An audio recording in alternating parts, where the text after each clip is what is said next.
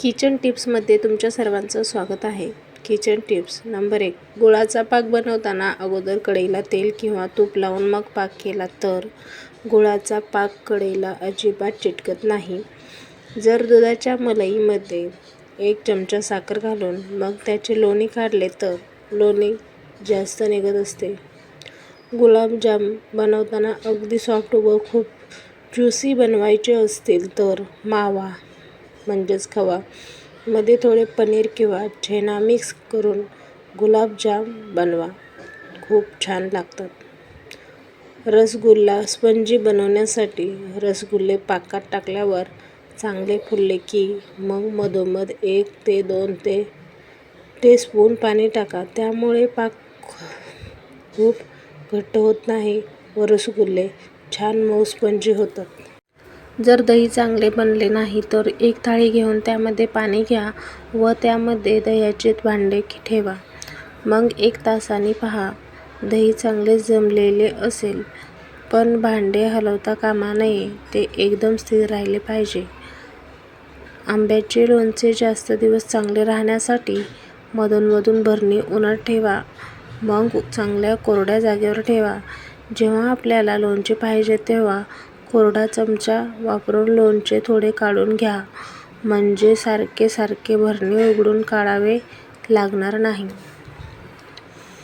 आंब्याचे लोणचे बनवताना थोडासा गूळ घातल्यास लोणच्याची टेस्ट मस्त लागते.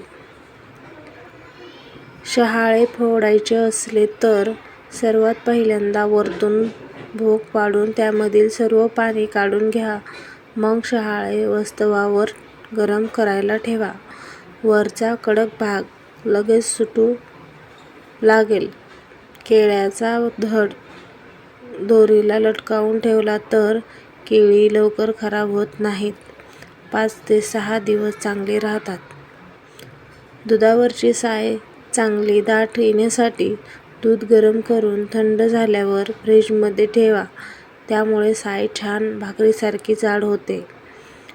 फ्रीजमध्ये खूप वास येत असेल तर एका बाऊलमध्ये लाकडाचा कोळसा भरून ठेवा, त्यामुळे फ्रीजमधील वास गायब होईल. हिरवी मिरचीची देठे काढून मग हिरवी मिरची फ्रीजमध्ये ठेवल्यास जास्त दिवस राहते. आपण बिर्याणीसाठी कांदा तळून घेतो तेव्हा कांद्यामध्ये 1 चिमूट साखर घातली तर कांदा लवकर कुरकुरीत होतो. आपण घरी दुधाचे पनीर बनवतो तेव्हा पनीर काढल्यावर पाणी फेकून देतो, पण ते फेकून न देता कणिक मळताना वापरा, ते खूप पौष्टिक असते.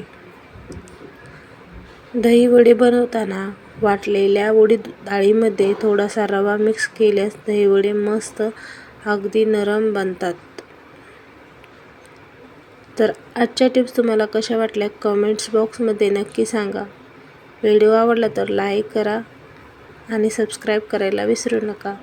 तर भेटू अशाच नेक्स्ट व्हिडिओमध्ये.